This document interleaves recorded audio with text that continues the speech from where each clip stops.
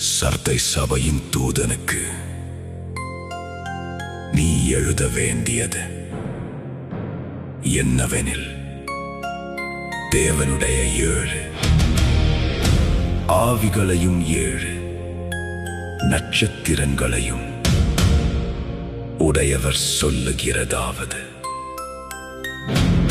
உன் கிரியைகளை அறிந்திருக்கிறேன்.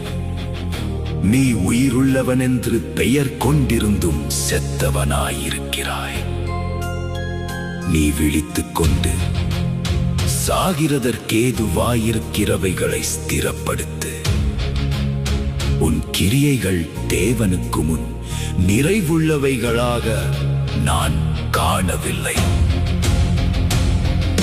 ஆகையால் நீ கேட்டு பெற்றுக்கொண்டு வகையை நினைவு கூர்ந்து அதை கை கொண்டு மனம் திரும்பு. நீ விழித்திராவிட்டால் திருடனைப் போல் உன்மேல் வருவேன். நான் உன்மேல் வரும் வேளையை அறியாதிருப்பாய். ஆனாலும் தங்கள் வஸ்திரங்களை அசுசிப்படுத்தாத சில பேர் சர்தையிலும் உனக்குண்டு. அவர்கள் பாத்திரவான்களானபடியால் வெண்வஸ்திரம் தரித்து என்னோடே கூட நடப்பார்கள். ஜெயம் கொள்ளுகிறவனெவனோ அவனுக்கு வெண்வஸ்திரம் தரிப்பிக்கப்படும்.